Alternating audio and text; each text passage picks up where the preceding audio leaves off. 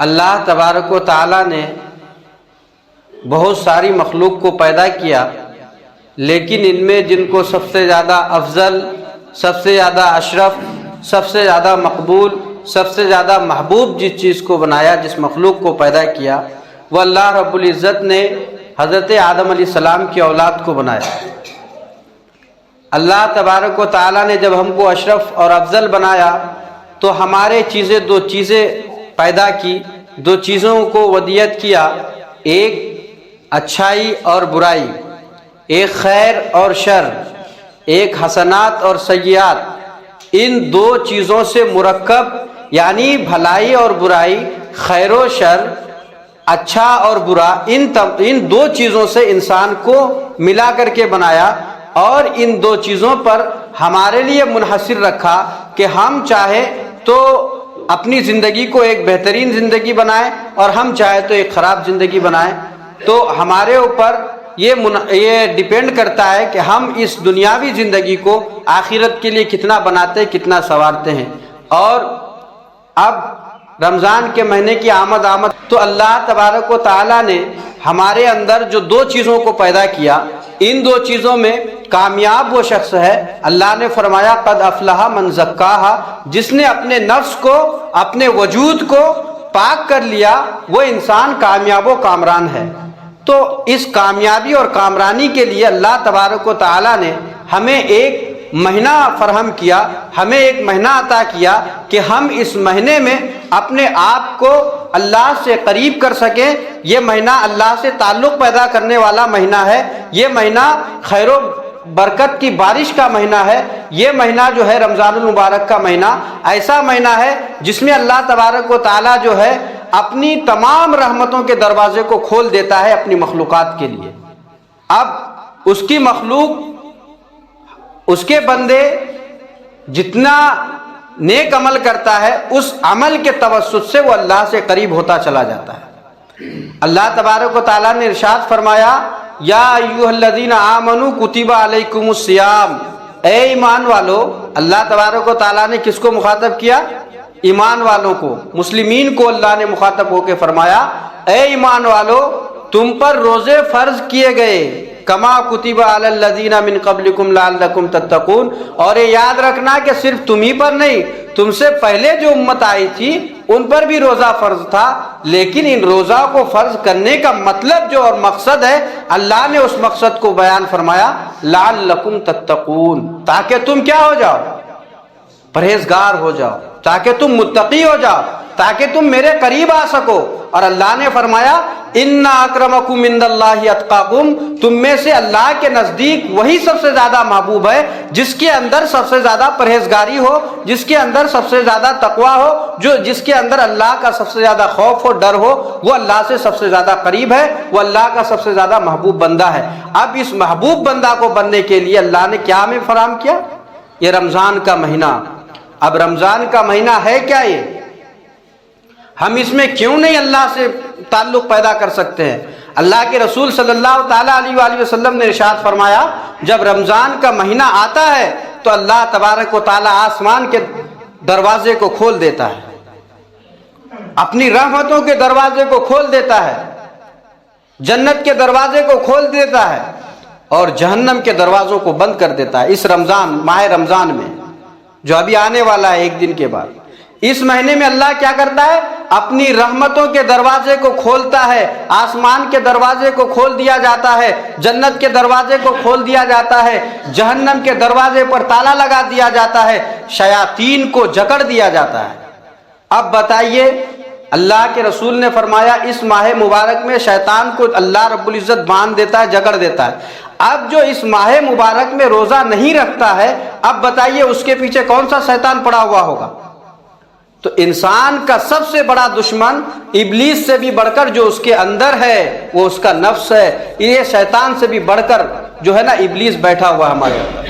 تو اب جو رمضان کے مہینے میں شیطان کو باندھ دیا گیا، قید کر دیا گیا، تو پھر بھی ہم رمضان کے مہینے میں برائی کر رہے ہیں. ہم رمضان کا مہینہ آتا ہے ہمیں کوئی احساس تک نہیں ہوتا. رمضان کا مہینہ آتا ہے ہم بلا دھڑک کھاتے پیتے ہیں ایسے رہتے جیسے ہم مسلمان ہی نہیں ہیں. اب بتائیے اس کے اندر کون سا شیطان اس کو وسوسہ پیدا کر رہا ہے؟ تو سب سے بڑا شیطان جو ہے وہ ہمارا نفس ہے. اللہ کے رسول صلی اللہ علیہ وآلہ وسلم نے فرمایا جہاد سب سے بڑا جہاد یہ نہیں ہے کہ تم کافروں سے لڑو، سب سے بڑا جہاد یہ ہے کہ تم اپنے نفس کے ساتھ لڑائی کرو. یہ بڑا جہاد ہے. اپنے آپ کو کنٹرول کرنا، اپنے آپ کو مارنا، اپنے جو ہمارا ان النفس لامارۃ بالسوء، یہ جو نفس ہے نفس امارہ ہمیشہ برائی کا حکم دیتی ہے، تو ان کو مارنا چاہیے. یہ رمضان بہت خیر و برکت والا مہینہ ہے. اگر ہم اس مہینے میں نیکیاں نہیں کمائیں گے تو اور کس مہینے میں کمائیں گے؟ اللہ رب العزت اللہ تبارک و تعالیٰ نے اس مہینے سے زیادہ، رمضان المبارک کے مہینے سے زیادہ فضیلت والا مہینہ کسی مہینے کو نہیں بنایا. عظمتوں والا مہینہ اگر کسی کو بنایا تو وہ رمضان کا مہینہ ہے. اس ماہ مبارک میں اگر ہم اگر باقی مہینوں میں پڑھتے ہیں تو ایک نیکی کا ثواب 10 سے لے کر 70 تک ملتا ہے، 70 گنا تک. لیکن رمضان کے مہینے کی یہ فضیلت ہے کہ اللہ اس میں صرف 70 ہی نہیں بلکہ اس سے زیادہ بھی بڑھا دیتا ہے. اس میں نوافل کا ثواب فرض کے برابر اور فرض کا ثواب 70 فرائض کے برابر کر دیتا ہے. اتنی فضیلتوں والا مہینہ یہ. سنن نسائی کی حدیث ہے کہ اللہ کے رسول صلی اللہ علیہ وآلہ وسلم کی بارگاہ میں ایک صحابی آئے اور انہوں نے عرض کیا یا رسول اللہ مجھے کوئی ایسا عمل بتائیے جو مجھے فائدہ دے، جو مجھے ہمیشہ فائدہ دے، کبھی اس میں نقصان نہ ہو. اب سوچیے اللہ کے رسول بتا رہے ہیں. اللہ کے رسول صلی اللہ علیہ وآلہ وسلم نے اس صحابی سے فرمایا اے صحابہ، اے میرے صحابی سنو، علیک بالصوم فإنہ لا مثل لہ. اے میرے صحابی روزہ رکھو، کیونکہ روزہ ایسا عمل ہے کہ اس سے بہتر اللہ نے کسی عمل کو بنائے نہیں ہے. اور کیسے بنائے گا اللہ تبارک و تعالیٰ؟ حدیث پاک حدیث قدسی میں ہے کہ اللہ تبارک و تعالیٰ نے ارشاد فرمایا روزہ میرے لیے ہے اور میں ہی اس کا بدلہ دیتا ہوں. تو جس کا بدلہ خود ڈائریکٹلی اللہ دے رہا ہو اس میں کبھی کنجوسی ہوگی؟ اس میں کبھی کم ہوگا؟ اللہ تو اپنے بندوں سے اتنی بہت محبت فرماتا ہے، بار بار آپ سن چکے ہیں. تو جس کا ڈائریکٹلی ثواب اللہ دے رہا ہو، اللہ نے فرمایا روزہ میرے لیے اور میں ہی اس کا بدلہ دے سکتا ہوں، میرے علاوہ کوئی اس کا بدلہ نہیں دے سکتا. تو ہم رمضان کے مہینوں میں روزہ رکھیں. اگر رمضان ہر بالغ پر، ہر عاقل پر رمضان کا روزہ فرض ہے. رمضان کے روزے جو نہیں کریں گے گناہگار. اور یاد رکھیے کہ ایک روزہ اگر ہم جان بوجھ کے چھوڑتے ہیں تو 60 روزہ اس کے کفارے میں رکھنا پڑے گا. 60 روزہ. پھر اگر بیچ میں ایک توڑ دیے تو پھر 60 رکھیے. پے در پہ 60 روزہ رکھنا ہے. تو سوچے کتنی فضیلت ہے ایک روزے کی. ایک اگر ہم روزہ چھوڑ دیتے ہیں ماہ رمضان میں تو اس کا اگر ہم کفارہ ادا کریں تو 60 روزہ غیر رمضان میں رکھنا پڑے گا. تو سوچئے کہ کتنا فضیلت ہے ایک روزے کی. بہت زیادہ فضیلت ہے. ہم اپنے آپ کو ان جو مبارک مہینہ، یہ ایسا مبارک مہینہ ہے کہ ہمیشہ رحمتوں کی بارش ہوتی رہے گی. اور یہ ماہ مبارک ایسا مہینہ ہے جو پہلے عشرے میں رحمت لے کے آ رہا ہے، دوسرے عشرے میں مغفرت لے کے آ رہا ہے، اور تیسرے عشرے میں جہنم کی آزادی کا پروانہ لے کے آتا ہے. تو ہم ایسے مہینوں کے لیے اپنے آپ کو مستعد کریں، اپنے آپ کو تیار کریں، اپنے آپ کو ہموار کریں. اگر ہم اپنے دلوں کو ابھی موم نہیں کریں گے، اپنے دلوں کو نیکی کے لیے ہموار نہیں کریں گے تو یہ ماہ مبارک بھی ہم سے چلا جائے گا اور ہم پھر وہی جس گندگی میں پڑے ہوئے تھے، جس لاپرواہی میں اپنی زندگی بسر کر رہے تھے، اسی طرح ہماری زندگی بسر ہوتی چلی جائے گی. اور یاد رکھیے کہ یہ قرآن اور روزہ، قرآن اور رمضان کا روزہ ایسا ہے کہ یہ اللہ کی بارگاہ میں بروز قیامت شفاعت کرے گی روزہ دار کے لیے. اور ان دو چیزوں کو ہم لازم پکڑیں، خاص طور سے رمضان میں. اگر اپنے دلوں کو منور کرنا چاہتے ہیں، اپنے مردہ دلوں کو زندہ کرنا چاہتے ہیں تو روزے کے ساتھ ساتھ قرآن مجید کی تلاوت کریں رمضان المبارک میں. جب ہم سحری کے وقت آتے ہیں تو 1 رکوع کم از کم پڑھیں. صرف حافظ قرآن یا صرف مولانا یا مفتی یا عالم دین کے لیے قرآن پڑھنا ضروری نہیں ہے. ہر ایک انسان کے لیے قرآن پڑھنا فرض ضروری ہے، فرض ہے. اللہ کے رسول صلی اللہ تعالیٰ علیہ وآلہ وسلم نے ارشاد فرمایا خیرکم من تعلم القرآن وعلمہ، اے میرے امتیوں تم میں سے سب سے زیادہ بہترین آدمی وہ ہے، میری سب سے زیادہ امت میں محبوب وہ انسان ہے جو قرآن کو خود سیکھتا ہے پھر دوسرے کو سکھاتا ہے۔ تو یہ عمل اللہ کے رسول نے اس کی تعریف کی۔ ایک بتائیے ہم MBBS جو ڈاکٹر بنتا ہے یا جو انجینئرنگ کرتا ہے اس کے کورس کو خریدنے کے لیے کئی لاکھ روپے دیتے، 5 لاکھ 6 لاکھ روپے میں ایڈمیشن کراتے ہیں۔